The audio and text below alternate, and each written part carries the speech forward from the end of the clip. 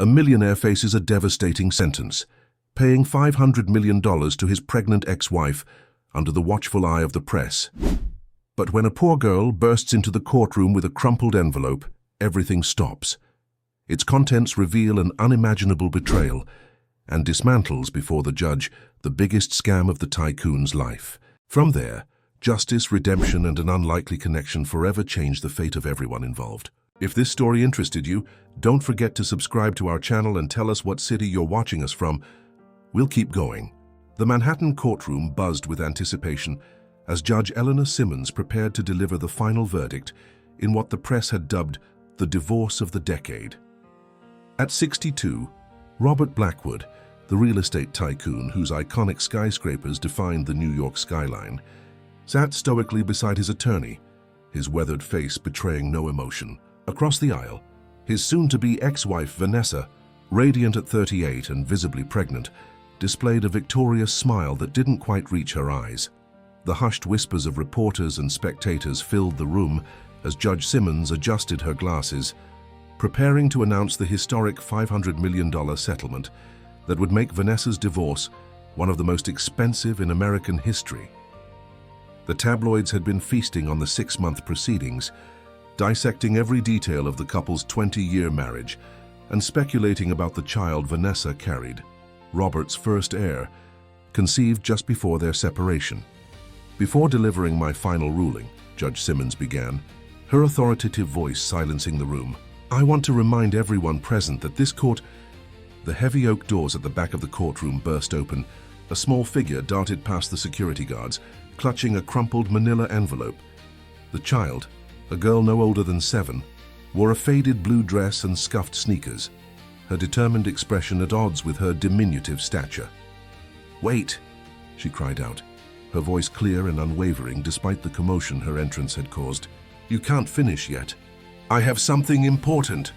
Security guards moved to intercept her, but Judge Simmons raised her hand. "Hold on!"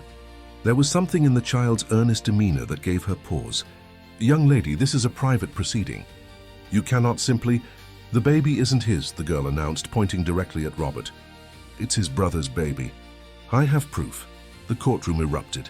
Vanessa's face drained of color as she instinctively placed a protective hand over her 6-month belly. Beside her, a man in an expensive suit shifted uncomfortably. Nathan Blackwood, Robert's younger brother and business partner of 15 years. "This is preposterous." Vanessa's attorney jumped to his feet.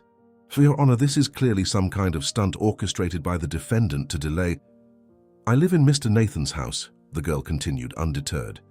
"In the service quarters. My mom worked there before she went away. I heard them talking when they thought no one was listening." Judge Simmons studied the child's face, noting the unusual composure beneath the disheveled appearance. "Approach the bench, young lady." The girl walked forward, her sneakers squeaking against the polished floor. She placed the envelope on the judge's desk with trembling hands. "I found this when I went back to get my mom's jewelry box. It was hidden inside." Judge Simmons opened the envelope and examined its contents, her expression growing increasingly grave. Inside was a laboratory report dated 4 months prior, bearing official seals and signatures. The document indicated a paternity test, with an overwhelming probability that Nathan Blackwood was the father of Vanessa's unborn child. "This appears to be an authentic medical document," Judge Simmons announced, looking up sharply. "Ms. Blackwood, Mr. Nathan Blackwood, would either of you care to explain this?" Nathan stood abruptly. "This is absurd. The child is obviously lying. Who would believe?" "The document has authorized signatures and dates that align with the timeline of events," Judge Simmons interrupted, her voice cutting through his protestations. "Security, please separate Ms. Blackwood and Mr. Nathan Blackwood for preliminary questioning. This court will recess while we authenticate this evidence." Robert Blackwood had remained frozen throughout the exchange, his face a mask of disbelief as 20 years of marriage collapsed into something unrecognizable. For 2 decades, he had believed the doctors who told him his infertility was the reason they remained childless. The revelation struck him like a physical blow. Not only had his wife betrayed him, but his own brother had participated in the deception. As court officers escorted Vanessa and Nathan to separate rooms, Robert's gaze fell on the small girl standing alone in the center of the chaos she had created. She looked lost now that her mission was accomplished, her shoulders slumping with a weariness no child should possess. "Your Honor," Robert spoke for the first time, his voice rough with emotion. "May I have a word with the child?" Judge Simmons considered the request. "Briefly, Mr. Blackwood, and with a court officer present." Robert approached the girl slowly as one might a skittish animal. Up close he could see the signs of neglect, the too thin frame, the dark circles under intelligent eyes that had seen too much. "What's your name?" he asked gently. "Lily," she replied, meeting his gaze directly. "Lily Parker." "Lily, where is your mother now?" The girl's eyes dropped to the floor. "She's gone. Heart problem. I've been staying in the service quarters since then. Nobody really notices me there." Robert felt a pang of sympathy, recognizing something of himself in this child who had been overlooked and underestimated. "Have you had lunch today, Lily?" She shook her head. "Would you like to get something to eat while the adults figure things out?" Lily looked up suspiciously, unused to kindness without conditions. "Are you mad at me for ruining your divorce?" A surprised laugh escaped Robert's lips, the first genuine laugh in months. "No, Lily. I think you just saved me from making a $500 million mistake." As Robert led Lily from the courtroom under the watchful eye of a court officer, he was unaware that this small, brave child would soon transform his life in ways far beyond the dramatic courtroom revelation. Behind them, Judge Simmons was already ordering a formal investigation into potential fraud, while reporters scrambled to file the breaking story that would dominate headlines by nightfall. Outside the courthouse, Robert noticed Lily shivering in the crisp autumn air. Without hesitation, he removed his cashmere coat and draped it over her shoulders. It swallowed her small frame, but she clutched it gratefully. "I know a place nearby with the best tomato soup and grilled cheese sandwiches in Manhattan," Robert said, guiding her toward his waiting car. "And then, if you'd like, we can talk about finding you somewhere safe to stay." Lily nodded, the weight of her secret finally lifted. "That sounds nice," she said softly, slipping her small hand into his as they walked away from the courthouse steps, leaving behind the flashing cameras and shouted questions from the gathering press. Neither could have imagined that this simple act of kindness, a meal shared between a disillusioned tycoon and a courageous orphan, would be the foundation upon which both their lives would be rebuilt, piece by piece, in the months to come. As Robert's driver opened the car door, Lily paused, looking up at the towering man whose life she had just irrevocably changed. "Mr. Blackwood, thank you for believing me. Not many grown-ups do." Robert felt something stir within him, a protective instinct he hadn't known he possessed. "Sometimes," he replied, helping her into the car, "it takes a child to show adults the truth they've been too blind to see." If this story interested you, don't forget to subscribe to our channel and tell us what city you're watching us from. We'll keep going. 2 weeks after the courthouse revelation, Robert Blackwood stood at the floor-to-ceiling windows of his Central Park penthouse, watching the first snowfall of the season dust the city in white. Behind him, Lily sat at the kitchen island, her legs swinging as she carefully wrote in a new journal, a gift from Robert after she'd mentioned liking to write down her thoughts, to keep them from getting too loud inside. The temporary custody arrangement had surprised everyone, including Robert himself. When it became clear that Lily had no living relatives and would otherwise enter the foster system, Robert had impulsively offered his home as a temporary placement. His attorney had warned against it. "The optics, Robert, think of the optics." But for once in his meticulously calculated life, Robert Blackwood wasn't thinking about public perception. "Finished your homework?" he asked, turning from the window. Lily nodded, closing her journal. "Math is easy. Reading takes longer." "You're doing great," Robert said, still marveling at how this small person had transformed his cavernous apartment from a showpiece into something resembling a home. Children's books were stacked on his Italian marble coffee table. A collection of colored pencils had taken up residence in what was once a purely decorative ceramic bowl, and somehow the changes felt right. The doorbell chimed and Robert's housekeeper, Mrs. Chen, answered it. A moment later, Thomas Harrington, Robert's longtime attorney and perhaps his only true friend, entered carrying a thick portfolio. "Sorry to intrude on your evening," Thomas said, nodding politely to Lily before turning to Robert. "But you need to see this immediately." Robert glanced at Lily. "Mrs. Chen, would you mind helping Lily with her reading for a bit? Thomas and I need to talk business." Once they were alone in Robert's study, Thomas spread several documents across the desk, his usual composed demeanor visibly shaken. The forensic accountants found discrepancies, big ones. "We're talking systematic embezzlement dating back at least 8 years. Robert sank into his chair. "How much?" "Initial estimates put it around 40 million, but they're still digging. Shell companies, offshore accounts, falsified invoices.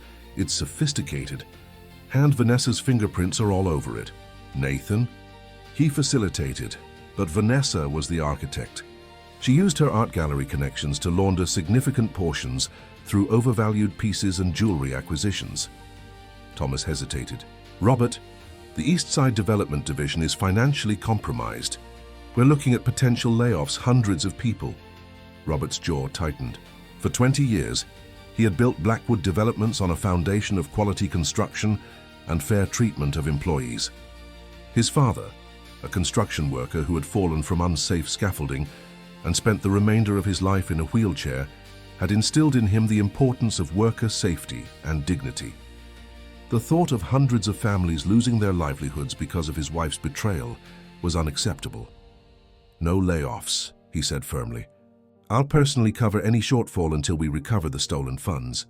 Thomas looked skeptical. "Even for you, that's a substantial commitment.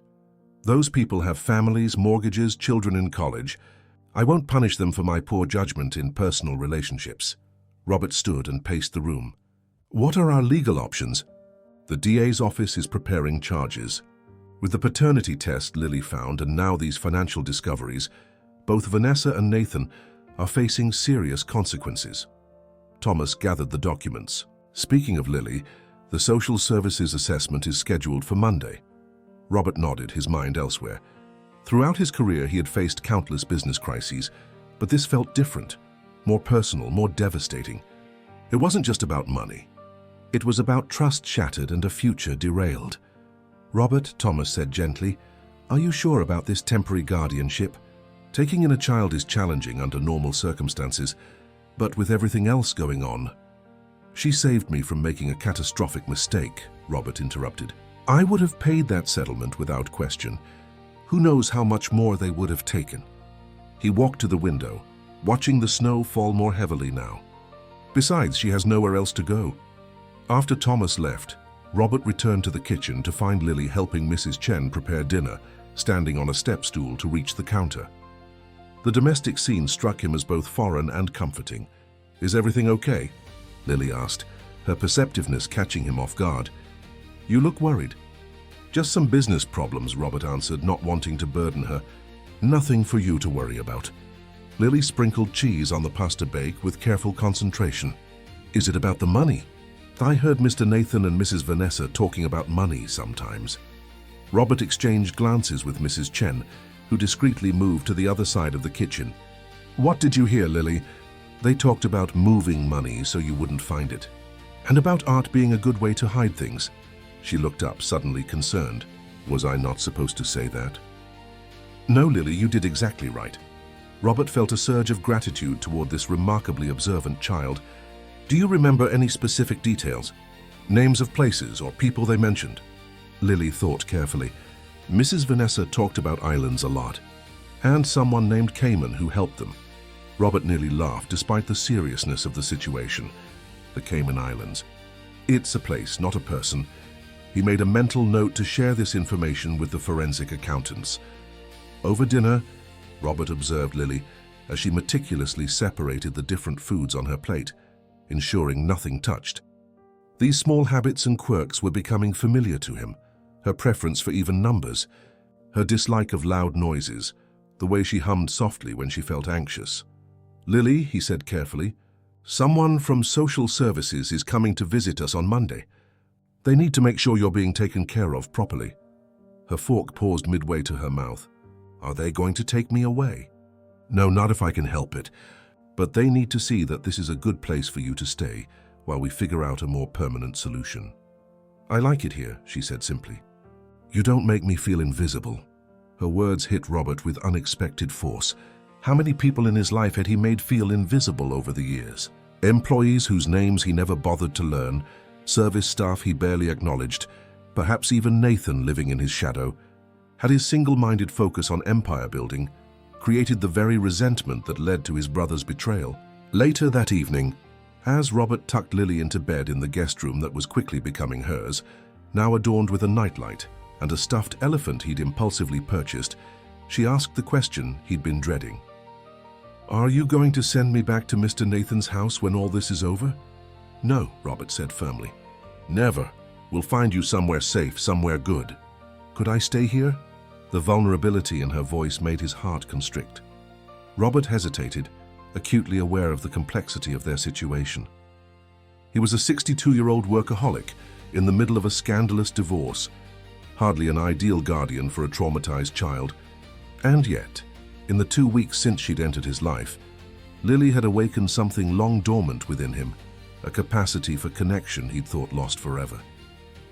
"I don't know what will happen yet," he answered honestly, "but I promise I'll make sure you're taken care of one way or another." As he turned to leave, Lily's small voice stopped him. "Mr. Robert, I'm sorry your brother and wife did those bad things to you." Robert turned back, struck by the simple compassion. "Thank you, Lily. I'm sorry you lost your mother and had to be so brave on your own." In the darkness of the hallway, Robert leaned against the wall, overwhelmed by emotions he couldn't name. For 20 years, he had built towers of steel and glass, reshaping the city's skyline with his ambition. Now a 7-year-old girl was reshaping him, dismantling the walls he'd constructed around his heart with the same determination she'd shown bursting into that courtroom. Tomorrow, he would face the financial mess, the press speculation, the impending criminal charges against his wife and brother. But tonight, in the quiet of his transformed home, Robert Blackwood allowed himself to imagine a future different from any he had ever envisioned, one where success was measured not in acquisitions and assets, but in second chances and small moments of grace. If this story interested you, don't forget to subscribe to our channel and tell us what city you're watching us from. We'll keep going. Spring arrived in New York with a burst of renewal that mirrored the transformation taking place within the Blackwood penthouse. 4 months had passed since the courthouse revelation, and the temporary guardianship had stretched on as Lily's case wound through the bureaucratic labyrinth of family court. The social worker's initial skepticism had gradually given way to reluctant approval as she observed the unlikely bond forming between the real estate tycoon and the orphaned girl. "You've done well with the bedroom," Ms. Winters noted during her monthly visit, inspecting the space that had evolved from a sparse guest room to a child sanctuary, with bookshelves, a desk for homework, and walls painted a soft lavender at Lily's shy request. "Lily chose everything herself," Robert explained, watching as the child proudly showed off her organized collection of library books. "She has quite definite opinions on interior design. Perhaps a future architect?" Ms. Winters suggested with a smile. "I want to build things that help people," Lily declared, "like houses that don't fall down and have good windows." Robert felt a surge of pride at her words. In recent weeks, he had taken Lily to several construction sites, carefully supervised and equipped with a child-sized hard hat that had become her prized possession. The workers had initially been bemused by the presence of the small girl, asking detailed questions about foundation stability and safety protocols, but they'd quickly warmed to her earnest interest. After Ms. Winters departed with another cautiously positive report, Robert's phone rang with a call from Thomas. "The East Side audit is complete," his attorney reported. "It's worse than we thought. The substitution of substandard materials has compromised structural integrity in 3 of the residential developments. If we don't address it immediately, we're looking at potential catastrophic failures within 5 years." Robert felt the blood drain from his face. How did we miss this? Nathan oversaw those projects personally and approved all materials. The inspection certificates were falsified, bribes to mid-level officials. The good news, if you can call it that, is we caught it before anyone was hurt. "Start the remediation immediately," Robert ordered. "Full replacement of all compromised materials, whatever the cost. That's several $100 million, Robert. I don't care if it's $1 billion. I won't have families living in death traps that bear my name." He lowered his voice, aware of Lily reading nearby. "What's the status on asset recovery?" "The Cayman accounts Lily mentioned led us to Luxembourg. then to a series of art transactions through Vanessa's gallery. We've recovered about 30% so far, with promising leads on another 40%. The DA is using the threat of additional charges to encourage cooperation. After ending the call, Robert sat heavily on the sofa, the weight of the situation pressing down on him. Lily closed her book and climbed up beside him. "Are you sad?" she asked, studying his face with the intense focus that had become familiar. "Not sad exactly," Robert answered, finding it increasingly natural to share his thoughts with her. "Just disappointed in people I trusted." Lily nodded sagely. "My mom said you should trust people, but verify too. That means check if they're telling the truth." Robert smiled despite himself. "Your mother sounds like she was very wise." "She was," Lily confirmed. "She kept all our important papers in her special box and told me to always read contracts carefully." Her expression grew serious. "Do you think she'd be mad that I took her jewelry box and found that paper?" "No," Robert said firmly. "I think she'd be very proud of your courage. Speaking the truth when it's difficult is one of the bravest things a person can do." The next day, Robert took an unprecedented step. He called an all-staff meeting at Blackwood Development's headquarters. Traditionally, he addressed employees through layers of management, maintaining the distance of command. But as he stood before the assembled staff with Lily unexpectedly at his side, a childcare cancellation had forced a change in plans. He found himself taking a different approach. "Many of you have heard rumors about financial irregularities and structural concerns in our East Side developments," he began, scanning the anxious faces. "I'm here to tell you directly what happened and what we're going to do about it."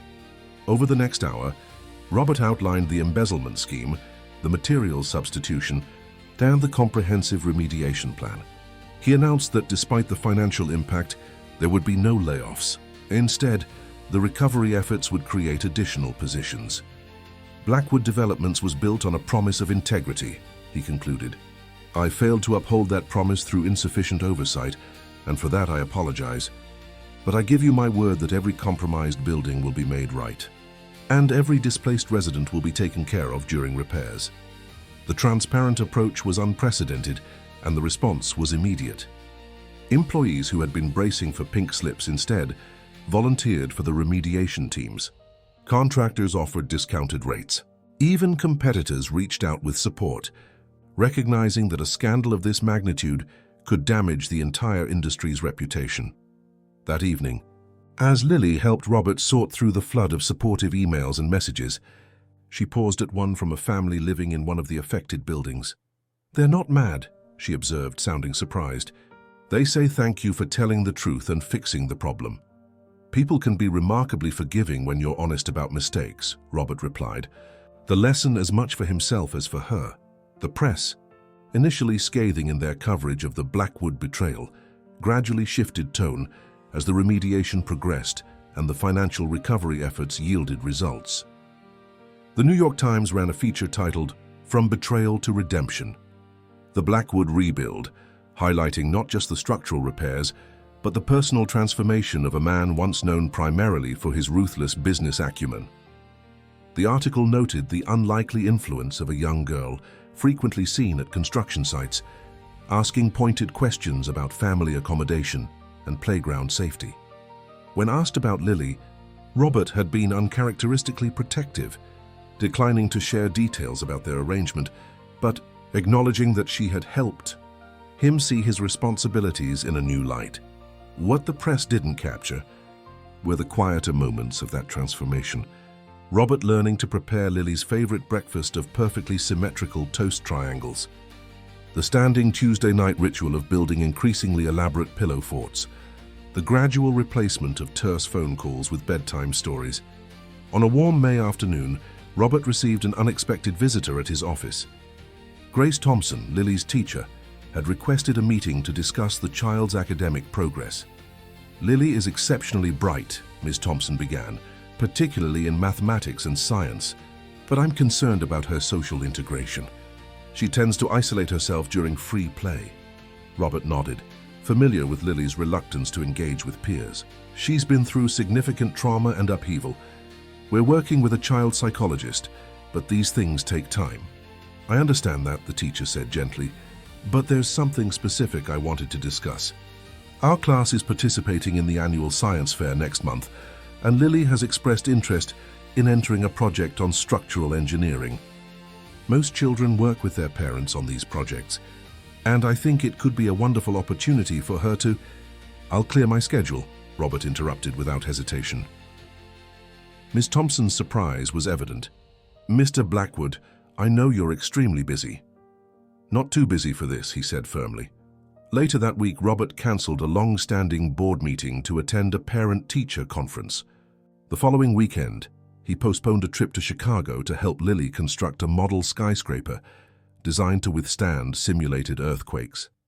The shift in priorities didn't go unnoticed by his executive team, but none dared question it directly, partly out of respect, and partly because the company was thriving under his newly focused leadership. The criminal case against Nathan and Vanessa progressed steadily, with both accepting plea deals in exchange for cooperation in recovering the embezzled funds. Nathan's statement, leaked to the press, revealed a portrait of long-simmering resentment. Living in Robert's shadow made me invisible. Every idea I proposed was dismissed or co-opted. Vanessa saw me when no one else did. Reading these words, Robert recognized an uncomfortable truth. Had he truly been so dismissive of his brother's contributions, so blind to his needs for recognition and respect? The introspection was uncomfortable but necessary, part of the ongoing reassessment of his life's values and choices. One evening, as Robert helped Lily with her science project, she suddenly asked, "Are Mr. Nathan and Mrs. Vanessa in jail?" Robert set down the glue gun he'd been using. "No, not exactly. They're restricted to their homes while the legal process continues." Lily considered this. "Are they sorry for what they did?" "I don't know," Robert answered honestly. "Sometimes people are sorry they got caught, not sorry for the hurt they caused."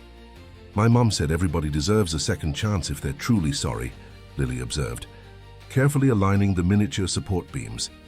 "Do you think they deserve a second chance?" The question caught Robert off guard. He'd been so focused on the betrayal and its consequences that he hadn't considered forgiveness.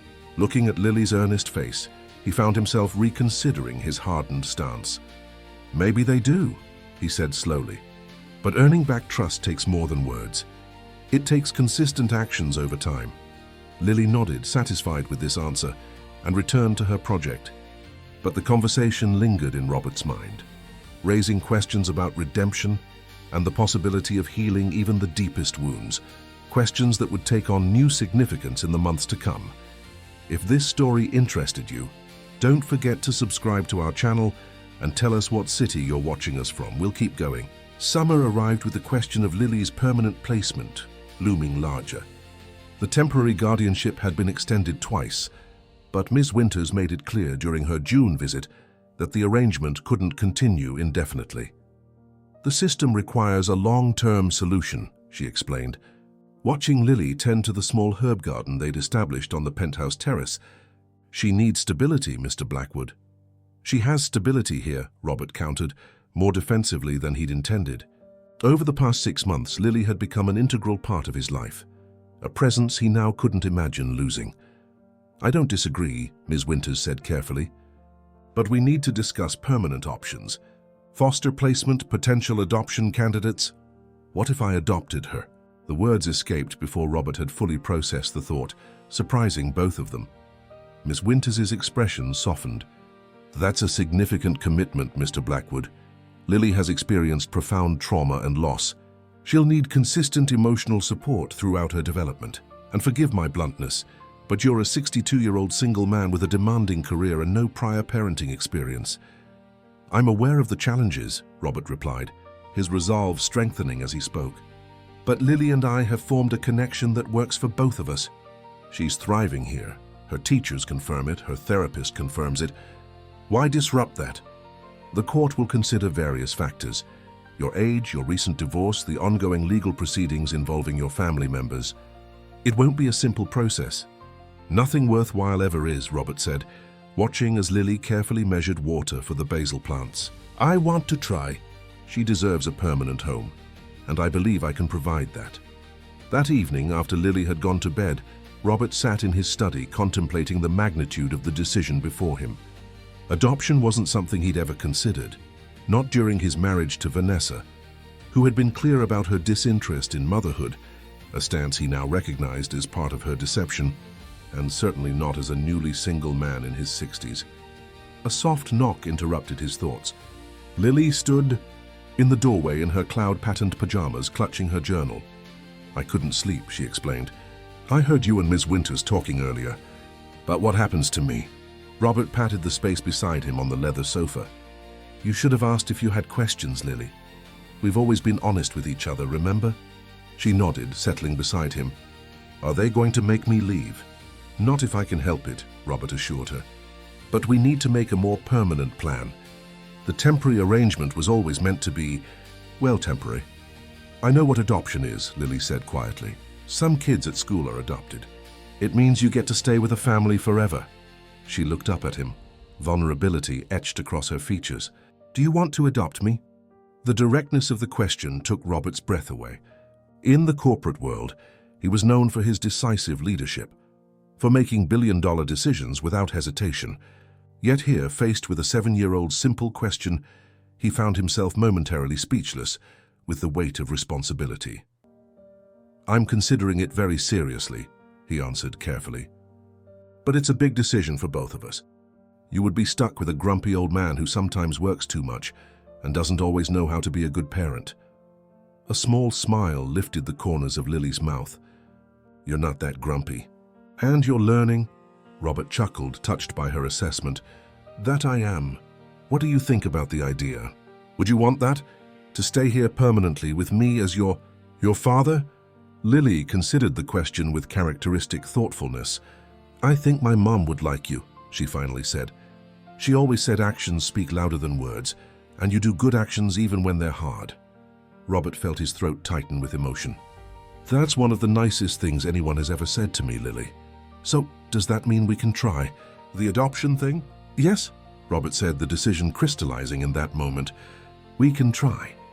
The following weeks brought a flurry of activity as Robert initiated the formal adoption process.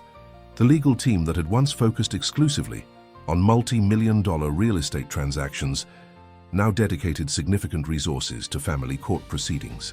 Home studies were conducted, character references collected, and financial provisions arranged. Thomas expressed concern about the timing. The DA is still building cases against Nathan and Vanessa. This adoption pursuit could complicate matters. "They're separate issues," Robert insisted. "My brother and ex-wife's legal troubles have nothing to do with Lily's need for a permanent home." "The courts might not see it that way," Thomas warned. "Your judgment will be questioned, your recent history scrutinized. Then we'll address those concerns transparently," Robert replied. "I've made mistakes, certainly, but taking care of Lily isn't one of them."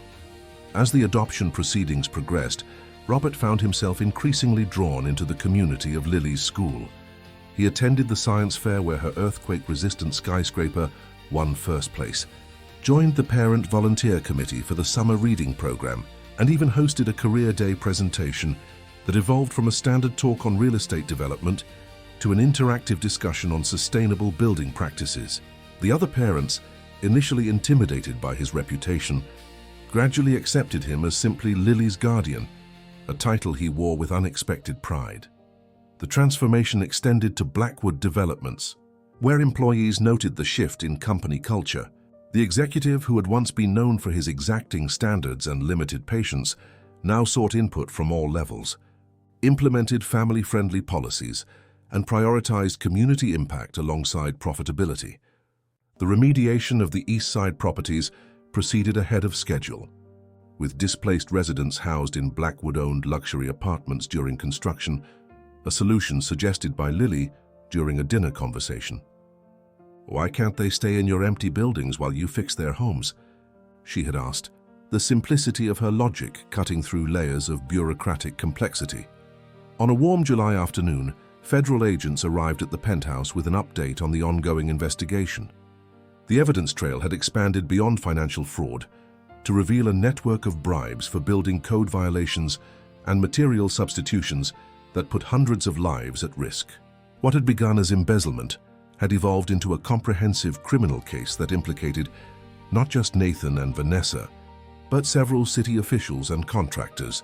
The good news, Agent Reynolds explained, is that we've recovered nearly 70% of the embezzled funds, with pathways to most of the remainder.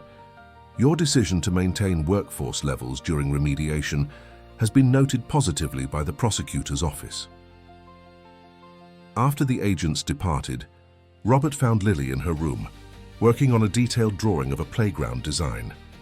The conversation with the FBI had reminded him of all she had been through, the loss of her mother, the neglect she had suffered, the courage she had shown in coming forward with the truth. "Lily," he said gently, "I want to thank you." She looked up, puzzled. "For what?" "For being brave enough to speak up that day in court. You did a difficult thing because it was right, not because it was easy. That's a rare quality." Lily set down her colored pencil. "My mom always said the truth matters most when it costs something to tell it." "Your mother was a remarkable woman," Robert said, realizing how much he wished he could have known the person who had raised such an extraordinary child. "I hope I can honor her memory by taking good care of you." "You are," Lily assured him. "And I'm taking care of you too, right?" That's what families do. The simple wisdom of her statement struck Robert profoundly. Throughout his life, he had approached relationships as transactions, what could be gained, leveraged, or protected. Even his marriage had ultimately revealed itself as a calculated arrangement rather than a true partnership. But this child had effortlessly redefined his understanding of family as mutual care, a reciprocal commitment to each other's well-being. As the adoption process continued, an unexpected complication arose. Vanessa, awaiting trial under house arrest, suffered a health crisis related to her pregnancy. High blood pressure and extreme stress led to premature labor, and despite medical intervention, she lost the baby. The medical report attributed the loss to a combination of underlying health conditions, hormonal manipulations, and psychological distress. The news reached Robert through Thomas, who suggested it might impact the legal proceedings. Vanessa's attorneys are positioning her as a victim of circumstances. They're highlighting the loss of the child as evidence of her suffering and pushing for leniency. Robert's initial reaction was cynicism, another manipulation, from a woman who had built their entire relationship on deception. But when he considered sharing the news with Lily, he found himself seeking a more compassionate perspective. "Someone I used to know lost their baby," he told her carefully during their evening walk in Central Park, uncertain how much a child her age could process about such matters. Lily considered this information solemnly. "That's very sad, even if the person did bad things." "Yes," Robert agreed, struck by the question. "Even then, my mom said everyone deserves kindness when they're hurting, even if they wouldn't do the same for you." The wisdom in her words stayed with Robert that night as he reviewed the latest adoption paperwork. His attorney had assured him that the process was proceeding well, with psychological evaluations supporting the bond between him and Lily and home studies confirming the stable, nurturing environment. Yet a nagging concern remained. Would his connection to the ongoing criminal cases somehow jeopardize their future together? As he closed the file, his gaze fell on a framed photograph on his desk. Lily at her science fair, beaming beside her earthquake-proof skyscraper. The image captured everything that had changed in his life. The pride he felt in her accomplishments, the joy in her growing confidence, the sense of purpose that transcended business success. Whatever obstacles lay ahead in the adoption process, Robert was determined to overcome them. Some foundations he had learned were worth fighting for. If this story interested you, don't forget to subscribe to our channel and tell us what city you're watching us from. We'll keep going. As autumn painted Central Park in fiery hues, the legal proceedings against Nathan and Vanessa reached a critical phase. Both had accepted plea agreements, and the details emerging from their testimony provided Robert with painful insights into his brother's psyche. "You need to see this," Thomas said, sliding a transcript across the conference table in Robert's office. "It's Nathan's full deposition. Parts of it, well, they might change how you view things." Robert scanned the document, his expression darkening as he absorbed his brother's words. Robert always cast the longest shadow, Nathan had testified. From childhood, he was the brilliant one, the driven one. "I spent my entire career watching my ideas get dismissed or appropriated. In board meetings, I'd suggest a direction, and Robert would shoot it down. 2 weeks later, he'd propose essentially the same concept, and everyone would applaud his genius. After a while, you become invisible even to yourself. Robert set down the transcript, a hollow feeling spreading in his chest. Had he truly been so dismissive? So blind to his brother's contributions? He thought back to those board meetings, trying to recall Nathan's suggestions. The uncomfortable truth was that he could barely remember them, not because they lacked merit, but because he had been too focused on his own vision to truly listen. "There's more," Thomas said quietly, about how the relationship with Vanessa developed. Nathan's testimony described a gradual evolution. Commiseration over feeling undervalued had grown into confidences, then an emotional connection, and finally a physical relationship. Vanessa, resentful of Robert's workaholic tendencies and what she perceived as emotional unavailability, had found in Nathan a willing audience for her frustrations. Together, they had cultivated a narrative of justified retribution. "We convinced ourselves we deserved more," Nathan had admitted. "That Robert owed us for living in his shadow, for enduring his neglect." The pregnancy was Vanessa's idea, a way to secure her financial future through the divorce settlement, while giving me the child Robert never wanted with her. The embezzlement scheme grew alongside our relationship, small diversions escalating to systematic fraud. Robert pushed the papers away, unable to continue. "I never saw any of this," he said, the weight of recognition heavy in his voice. "Not the resentment, not the affair, not the fraud. What does that say about me, Thomas?" "It says you're human," his friend replied. "We all have blind spots, especially with family." The revelations about Nathan's perspective left Robert contemplating his own role in the tragedy that had unfolded. He had always prided himself on his perceptiveness in business, his ability to read markets, anticipate trends, assess character. Yet he had fundamentally misread the two people closest to him. That evening, as Lily worked on her homework at the kitchen island, Robert found himself watching her with new appreciation for her emotional intelligence. This child, who had endured loss and neglect, somehow possessed an awareness of others that he had spent a lifetime failing to develop. "You're staring," Lily observed without looking up from her mathematics worksheet. "Is something on your face?" Robert smiled despite his somber mood. "No, just thinking about something I learned today." "About what?" "About listening. Really listening to people." He moved to sit beside her. "Lily, do you think I listen well? To you, I mean?" She considered the question with her typical thoroughness. "Most of the time. Better than other grown-ups. You ask real questions, not just pretend ones." "Pretend questions?" "You know, like when adults ask, 'How are you?' But don't really want to know the real answer. They just want you to say fine so they can talk about something else." Robert nodded, struck by the observation. "I've probably asked a lot of pretend questions in my life." "It's okay," Lily assured him, patting his hand with surprising maturity. "You're learning." The following week brought a development in the criminal case that stunned everyone involved. During a supervised visit with her attorney, Vanessa requested a meeting with the prosecutors to offer additional information that implicated several high-level city officials in a broader corruption scheme. "She's trading up," Thomas explained when he called Robert with the news, "offering bigger fish in exchange for a more lenient sentence." "What's her angle?" Robert asked, inherently suspicious of his ex-wife's motives. "That's the surprising part. She's not asking for much in return, just a supervised visit." "With whom?" "With Lily." The request caught Robert off guard. Throughout the proceedings, Vanessa had shown little interest in the child who had exposed her deception. Why now? After consulting with Lily's therapist, Robert reluctantly agreed to a brief supervised meeting. The therapist would be present, along with Ms. Winters from Social Services, and Robert insisted on being in the adjacent room with visual monitoring. On the day of the visit, Lily seemed calm but curious. "Why does Mrs. Vanessa want to see me?" she asked as they drove to the supervised visitation facility. "I'm not entirely sure," Robert answered honestly. "Sometimes when people are in trouble, they start thinking differently about their actions. Maybe she wants to apologize." "I'm not mad at her," Lily said thoughtfully. "Being mad takes too much energy." Once again, her wisdom beyond her years left Robert momentarily speechless. The meeting took place in a comfortably furnished room designed to feel non-threatening. Through the one-way glass, Robert watched as Vanessa entered. Her appearance markedly changed from the polished socialite he had known. Her designer clothes had been replaced by simple attire, her carefully maintained hairstyle grown out to reveal natural grey streaks. But it was the change in her demeanor that struck Robert most forcefully. The calculated confidence replaced by a subdued vulnerability.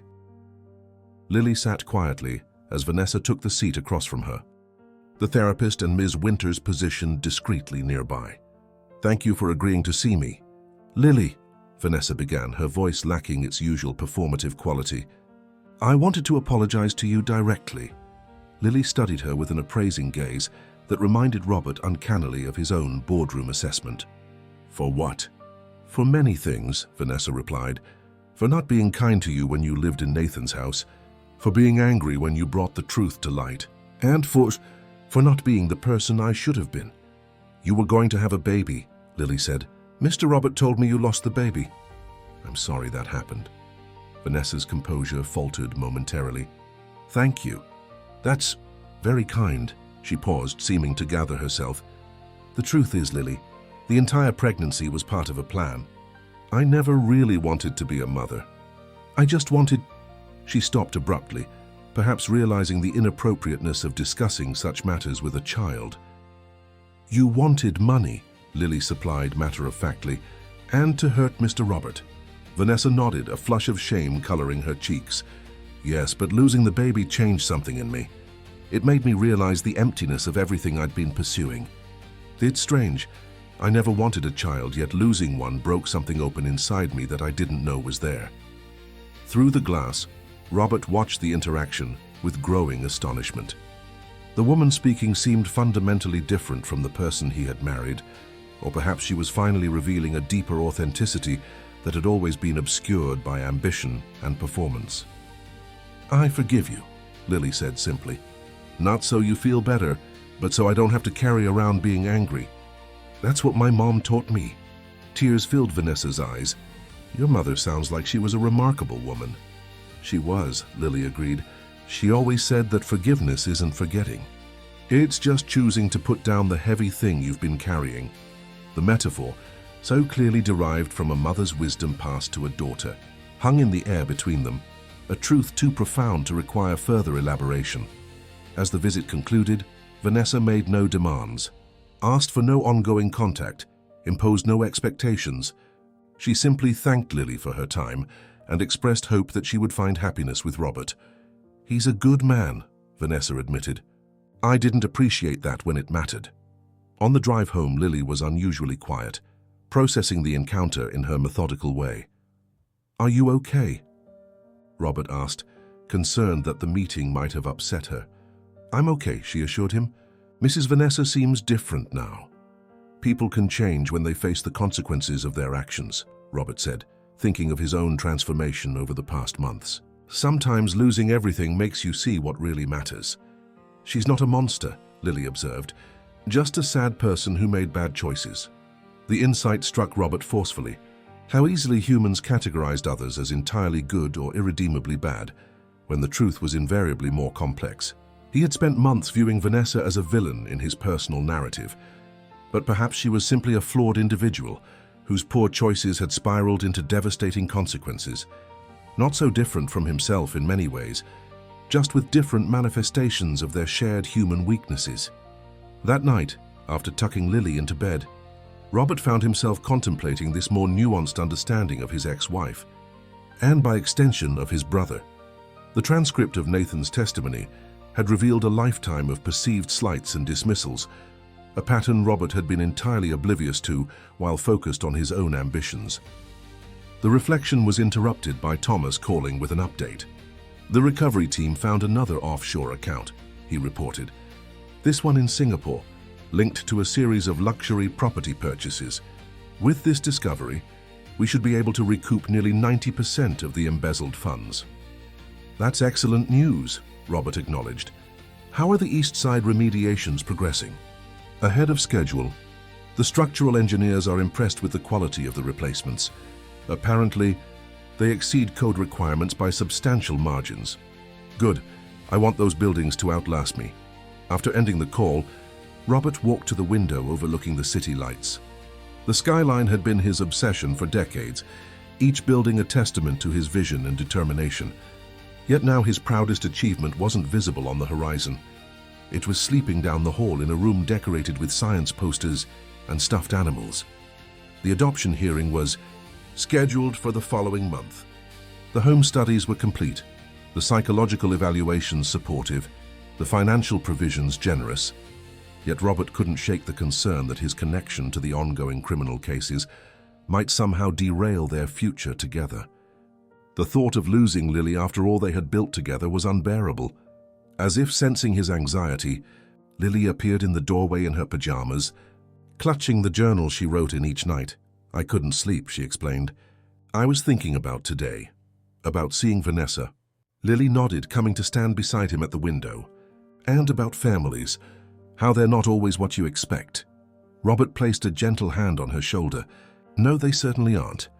I think, Lily said carefully, that maybe families are like your buildings. You have to check the foundation to make sure it's strong. And sometimes you have to fix things that are broken before they fall down. Robert smiled at the metaphor. That's very wise, Lily. And what do you think makes a strong foundation for a family? Without hesitation, she answered, telling the truth, being kind even when it's hard, and loving people not for what they can give you, but for who they are. As the city lights twinkled below them, Robert marveled at how this child, this remarkable, perceptive child, had fundamentally reconstructed his understanding of success and failure, of wealth and poverty, of what it meant to build something truly lasting in an impermanent world.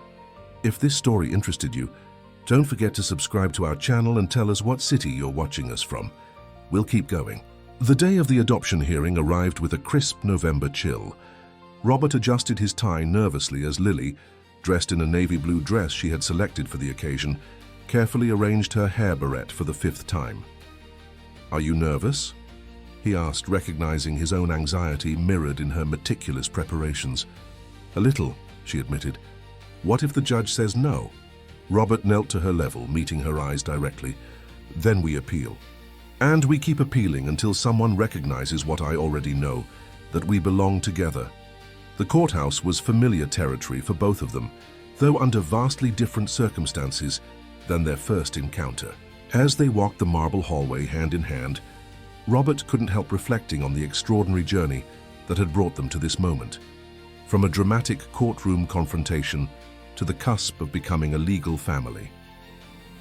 Judge Eleanor Simmons, who had presided over that fateful divorce hearing, had requested to oversee the adoption proceedings, an unusual move that had initially concerned Robert's attorneys. But as she entered the courtroom now, her warm smile toward Lily suggested her interest was personal rather than punitive. These proceedings are typically straightforward, Judge Simmons began. But this case has several unique elements that require careful consideration. She summarized the unusual circumstances, the dramatic courtroom revelation, the temporary guardianship that had extended for nearly a year, the ongoing criminal cases against family members, and the significant age difference between Robert and Lily. The court must determine whether this adoption serves the best interests of the child, she continued. We have reviewed extensive documentation, including home studies, psychological evaluations, academic reports, and character references. But before I make my determination, I'd like to hear from Ms. Parker directly. Lily approached the bench with the same determined stride that had first brought her into Robert's life. Judge Simmons smiled encouragingly. Lily, I remember when you came into my courtroom almost a year ago. You were very brave that day. Can you tell me how you feel about being adopted by Mr. Blackwood? Lily glanced back at Robert before answering. When my mom had to go away, I thought I'd always be alone and invisible. At Mr. Nathan's house, nobody really saw me or heard me. But Mr. Robert, she paused, correcting herself. Dad listens to me. He helps me with my science projects and reads with me and teaches me about building things that last. He makes me feel safe. And you understand what adoption means? The judge asked gently. That Mr. Blackwood would legally become your father? It means we choose each other forever, Lily replied with simple certainty, even when things are hard.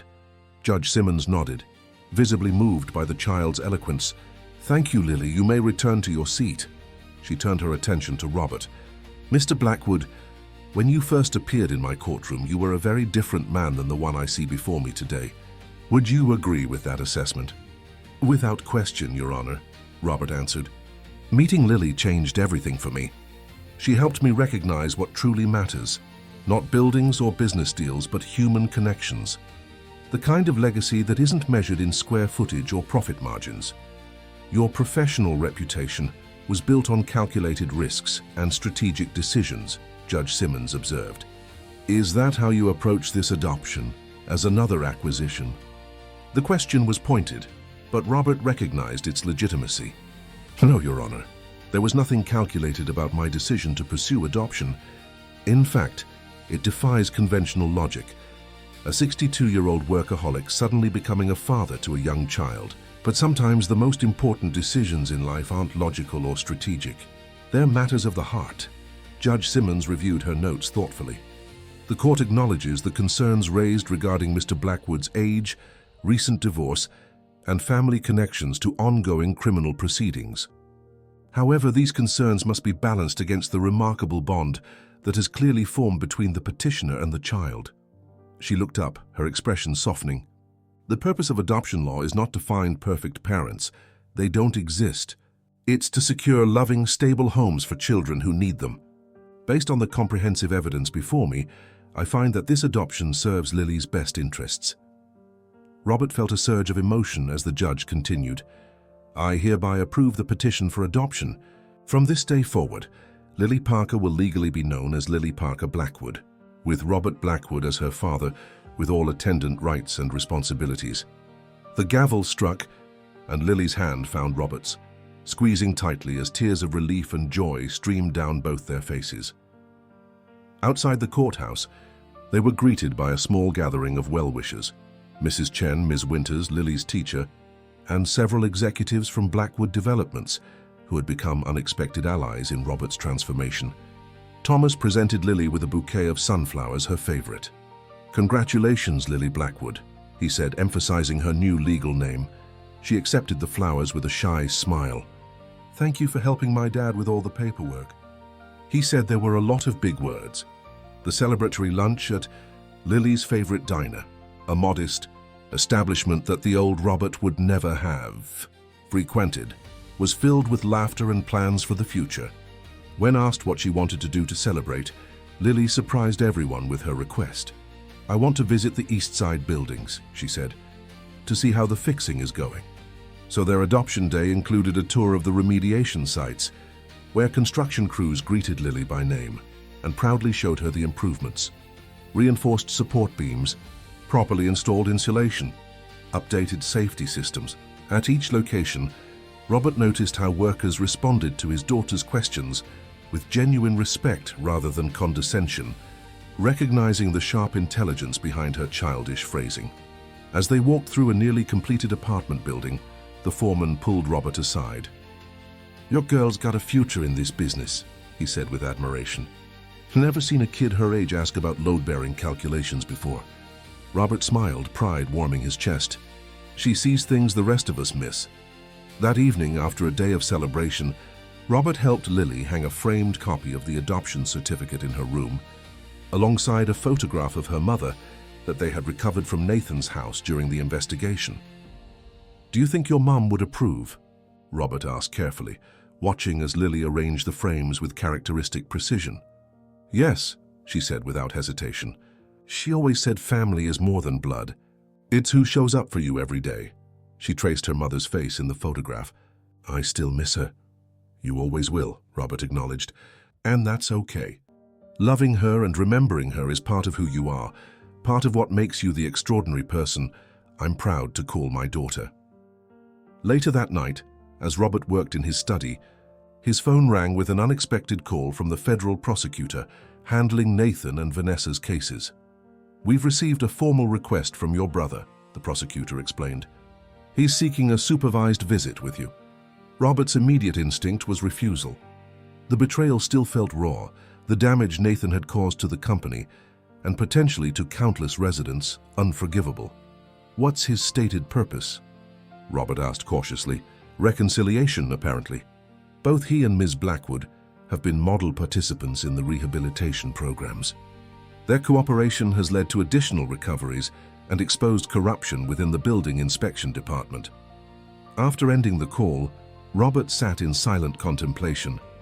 A year ago, he would have dismissed the request outright, filing it under manipulative tactics. But now, with Lily's influence reshaping his perspective on redemption and second chances, he found himself considering possibilities he would once have rejected. The sound of small footsteps interrupted his thoughts. Lily stood in the doorway in her pajamas, clutching a book. "It's story time," she reminded him of their nightly routine. As they settled into the comfortable chair in her room, Lily selected a book about a lighthouse keeper who saved a village during a storm. Halfway through the story, she interrupted with a question. "Dad, what happens to Mr. Nathan and Mrs. Vanessa when they finish their punishment?" Robert paused, considering how to address the complex reality in terms an 8-year-old could understand. They'll have to rebuild their lives, find jobs, places to live. It won't be easy. Lily nodded thoughtfully. Will they have friends to help them? The question pierced Robert's conscience. Nathan had no other family. Robert was his only brother. Without the Blackwood name and connections, what future awaited him after serving his sentence? "I don't know," he answered honestly. "They hurt a lot of people with their actions." "My mom said everyone needs at least one person who believes they can be better," Lily observed, "even when they make terrible mistakes." Robert studied his daughter's face, recognizing the gentle challenge in her words. "Are you suggesting I should forgive Nathan? After everything he did?" "Not forget," Lily clarified. "Forgiveness isn't forgetting. It's just not letting the bad thing control you anymore." She yawned, the day's excitement catching up with her. "You don't have to decide tonight." As Robert tucked her in and turned out the light, he marveled at how naturally she had assumed the role of his moral compass, nudging him toward compassion when his instincts leaned toward self-protection and righteous anger. The next morning, after considerable reflection, Robert contacted the prosecutor to arrange a supervised meeting with Nathan. The visit would take place at a neutral facility with appropriate security measures. Robert was clear that he made no promises regarding forgiveness or future relationship, only that he would listen to what his brother had to say. 2 days later, Robert sat across from Nathan in a sparse visitation room. His brother looked diminished somehow, the confident swagger replaced by a hunched posture, the designer suits exchanged for simple clothes, the carefully maintained appearance giving way to premature gray. "Thank you for coming," Nathan began, his voice quieter than Robert remembered. "I didn't think you would." "I almost didn't," Robert admitted. An uncomfortable silence stretched between them, two men who had shared a childhood but grown into strangers, separated now by betrayal and its consequences. "I've been in therapy," Nathan finally continued. "Part of the rehabilitation program. It's helped me understand some things about myself, about why I did what I did. And why was that?" Robert asked, his tone neutral. Nathan met his gaze directly. "Jealousy, resentment, a lifetime of feeling invisible beside you. But that's not an excuse, it's just context. The choices were mine." He paused, gathering himself. "I'm sorry, Robert, for the affair with Vanessa, for the fraud, for the building code violations that could have hurt people, for all of it." Robert studied his brother's face, searching for the manipulation he would once have assumed underlaid any apology. Instead, he found only exhaustion and what appeared to be genuine remorse. "Why did you put the paternity test in Lily's mother's jewelry box?" Robert asked. The question that had lingered since the investigation revealed this detail. Nathan looked down at his hands. "I don't have a good answer for that. Part of me was disgusted with what we were doing. The fraud, the pregnancy deception. I think I wanted to be caught, to be stopped before it went too far." He looked up again. "I never imagined a child would find it, or have the courage to bring it forward." "She's remarkable," Robert said, unable to keep the pride from his voice. "I adopted her officially 2 days ago." Surprise registered on Nathan's face, followed by a complex emotion Robert couldn't quite identify. "That's unexpected, but fitting somehow. She saved you from making a terrible mistake. And now you're saving her." "She saved me in more ways than one," Robert corrected. not just from the divorce settlement, but from the person I was becoming, isolated, rigid, blind to what really matters.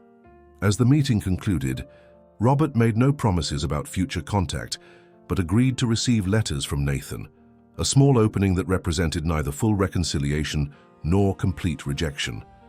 It was, Lily would later observe, a door left slightly ajar rather than firmly closed.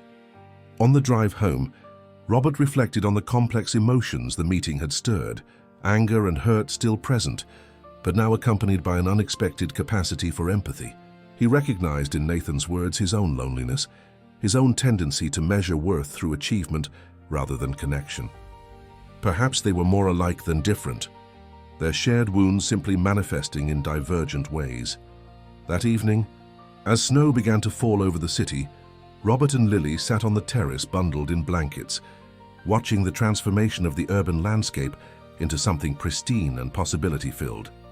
"Did you see Mr. Nathan?" Lily asked, her perceptiveness as acute as ever. "I did," Robert confirmed. "How did you know?" She shrugged. "You have your thinking face on. The one you get when you're trying to figure out a hard problem." Robert smiled, wrapping an arm around her shoulders. "You know me too well, Lily Blackwood." "That's my job now," she replied with childish certainty. "And your job is to know me too." As the snow continued to fall, softening the harsh lines of the city below, Robert felt a sense of peace that had eluded him throughout his drive for success. The empire he had built would eventually fade. Buildings demolished, companies sold, fortunes dispersed.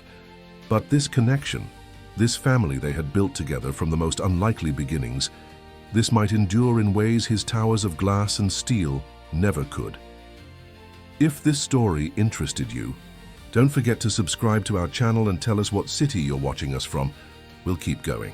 5 years later, the grand ballroom of the Plaza Hotel glowed with soft lighting as guests mingled among displays showcasing Blackwood Development's community initiatives.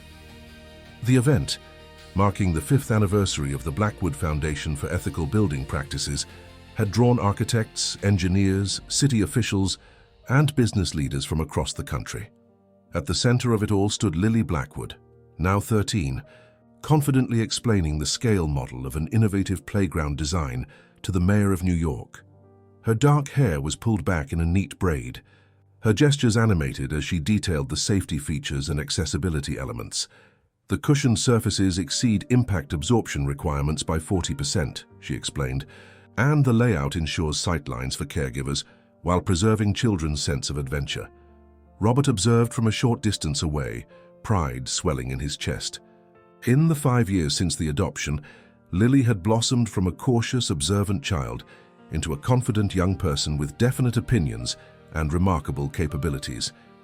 Her interest in engineering had deepened into genuine talent, nurtured by mentors Robert had connected her with, and her own relentless curiosity.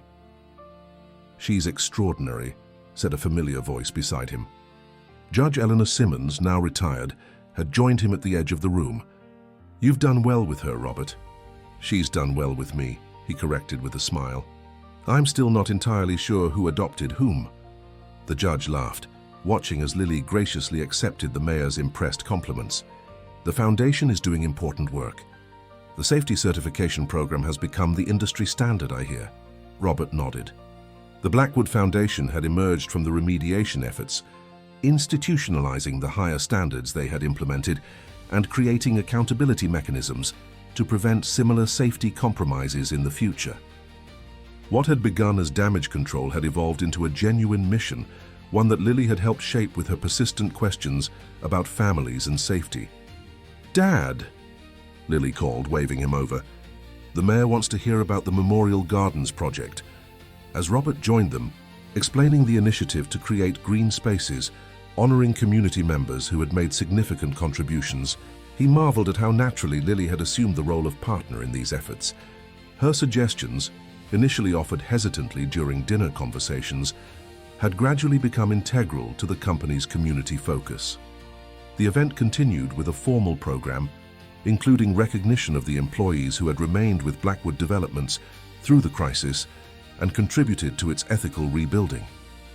Robert had insisted on highlighting their loyalty, establishing a profit-sharing program, that distributed a significant portion of recovered funds as bonuses when the legal proceedings concluded. As the evening wound down, Robert noticed Lily slipping away from the main gathering toward a quieter corner of the ballroom. Following discreetly, he found her engaged in conversation with an unexpected guest, Vanessa. Elegantly but simply dressed, her manner subdued compared to the commanding presence she had once projected. Robert approached slowly, giving them both time to register his arrival. The relationship between Lily and Vanessa had evolved into something complex and measured. Not quite friendship, but a respectful connection built on mutual growth. Following her release, Vanessa had rebuilt her life with surprising humility, establishing a small art therapy program for women in transition that the Blackwood Foundation partially funded. "Robert," she greeted him with a nod. "Congratulations on the foundation's success. The certification program is making a genuine difference." "Thank you," he replied, the awkwardness between them never entirely absent, but diminished by time and shared purpose. "Your art therapy initiative is expanding, I hear." "Yes. We've received state funding to extend the program to 3 additional facilities." Vanessa's gaze shifted to Lily. "Your daughter was just telling me about her Science Academy scholarship. Quite an achievement." Pride flickered across Robert's face. "She'll be attending the weekend engineering program at MIT next semester. Youngest participant they've ever accepted." Lily rolled her eyes good-naturedly at the parental boasting. "Dad likes to mention that part." As Vanessa excused herself to speak with other guests, Robert noticed another figure observing from the periphery. Nathan, present on supervised release to attend the foundation event. The brothers' relationship had gradually evolved from cautious written correspondence to occasional in-person meetings, though always within clear boundaries. Following his release to a halfway house, Nathan had secured a position teaching business ethics at a community college, a role that leveraged his first-hand understanding of corporate malfeasance and its consequences. His letters to Robert had documented this journey of redemption, not seeking forgiveness, but demonstrating through consistent actions a genuine commitment to making amends. Robert guided Lily toward his brother, who straightened nervously at their approach. "Uncle Nathan," Lily greeted him with characteristic directness. "Did you see the memorial garden plans? I incorporated your suggestion about the reflecting pools." "I did," Nathan replied, visibly touched by her acknowledgement. "They're remarkable, Lily." The 3 stood in momentary silence, a family reconstructed from the ruins of betrayal, their connections tentatively rebuilt through years of small steps and careful boundaries. The reconciliation remained incomplete, the trust only partially restored, but the healing process continued with each interaction. As the event concluded, guests departed with commemorative saplings, Lily's idea symbolic of growth and renewal. Robert found himself on the terrace with Judge Simmons, watching the city lights against the night sky. "If someone had told me 5 years ago that my life would look like this," Robert mused, "I would have called them delusional." The judge smiled. "Life rarely follows the blueprints we design for it." "Lily taught me that," he acknowledged. "She showed me that the strongest structures are the ones that can adapt when the unexpected happens." Later that night, back in the penthouse that had transformed from a showpiece into a genuine home, Robert found Lily in the kitchen, making her ritual bedtime cup of chamomile tea. "Successful evening," he observed, joining her at the counter.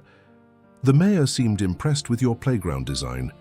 "He should be," Lily replied with the matter-of-fact confidence that still occasionally startled him. "It's better than anything currently in the city park system." Robert chuckled. "Humility, Lily. We've discussed this."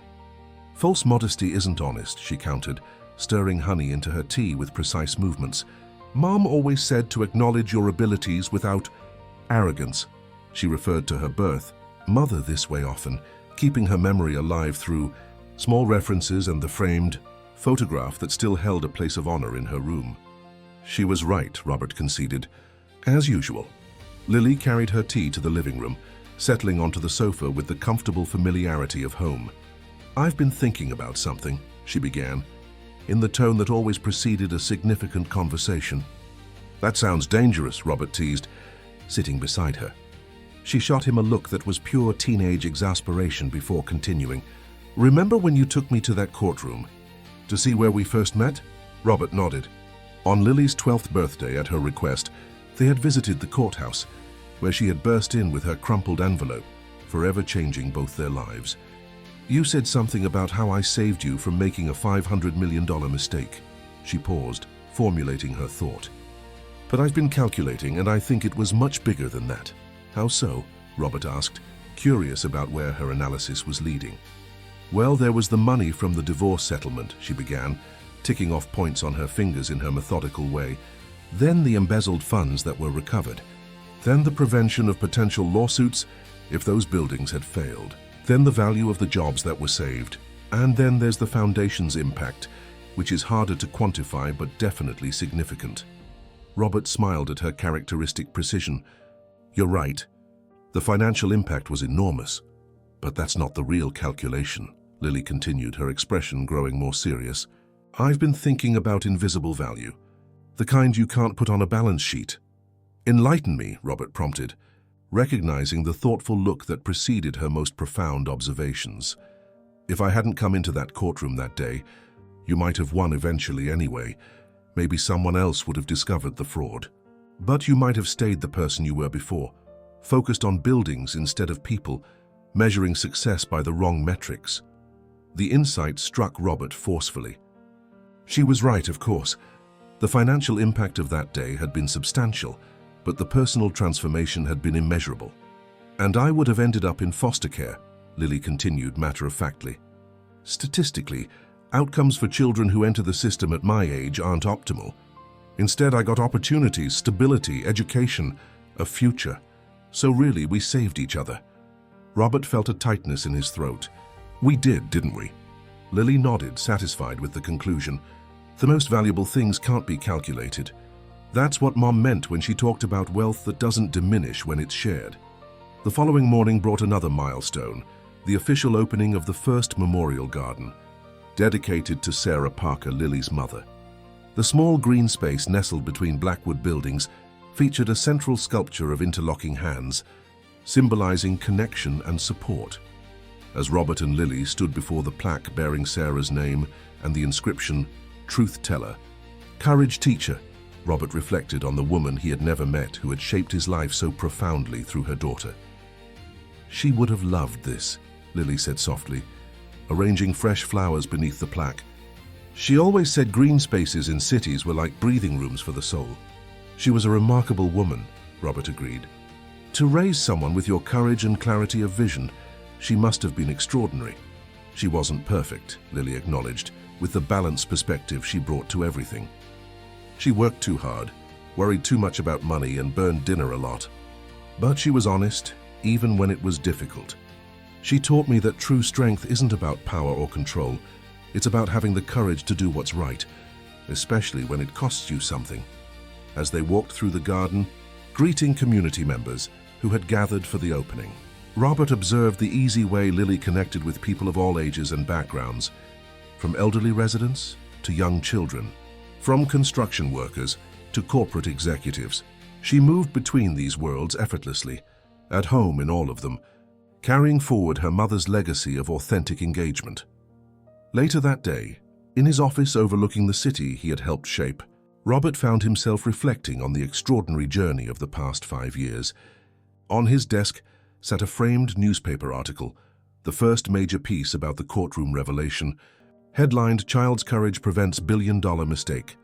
Beside it was a more recent photograph of Lily accepting a Youth Leadership Award, her confident smile so different from the determined but vulnerable child who had first entered his life. The intercom buzzed with his assistant's voice. "Mr. Blackwood, the board members are assembled for the quarterly meeting." "Thank you, Jessica. I'll be right there." As Robert gathered his materials, he smiled at one last photo on his desk, himself and Lily at a construction site, both in hard hats, her small hand in his as they surveyed a foundation being poured. The image captured everything that had changed in his life, his priorities, his perspective, his understanding of what constituted a lasting legacy. The board meeting proceeded efficiently, with Robert presenting the foundation's expanded initiatives and the company's continued commitment to ethical building practices. When he introduced the next agenda item, a proposed apprenticeship program for youth from underserved communities, he acknowledged its origins. This initiative grew from a question my daughter asked. Why do the people who build the buildings never get to live in them?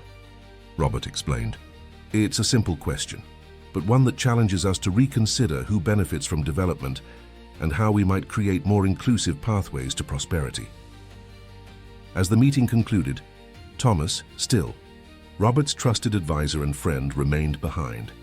The old Robert Blackwood would never have proposed that apprenticeship program, he observed with a smile. You've come a long way. We all have, Robert acknowledged. 5 years ago, I measured success by the height of my buildings. Now I understand that what matters is their foundation, what they stand for, who they serve, how they contribute to the community around them. That evening, as Robert and Lily shared dinner on their terrace overlooking Central Park, they watched the sunset painting the city in golden light. The skyline was dotted with Blackwood buildings, but Robert's gaze was drawn to the small figure across the table. His most important project, his greatest legacy. I've been thinking about college, Lily announced, methodically separating her food into neat sections as she always did. I know it's still years away, but I'm considering architectural engineering with a focus on sustainable development. You'd be excellent at that, Robert affirmed, used to her long-range planning, though you have time to explore other interests too. I know, she agreed, but I like the idea of building things that last, things that matter. Like you do. Robert smiled, touched by her words. I think I finally learned what truly lasts, Lily. It isn't towers or developments or even foundations. It's the truth you speak, the courage you show, and the lives you touch along the way. As night fell over New York City, father and daughter remained on the terrace, planning future projects and possibilities. In the apartment that had once been merely a possession, and was now genuinely a home, the legacy of a courageous truth-teller lived on through her daughter, and through the man whose life had been rebuilt, foundation first, by the unlikely second chance they had given each other. The invisible child who had once lived in the shadows had stepped into the light, bringing with her a man who had built a skyline but forgotten how to build a life. Together, they had created something neither could have constructed alone, a family defined not by blood or legal documents, but by the daily choice to see each other clearly, to listen authentically, and to believe in the possibility of becoming better versions of themselves with each passing day. As Robert turned out the lights that night, he whispered a silent thank you to Sarah Parker for raising a daughter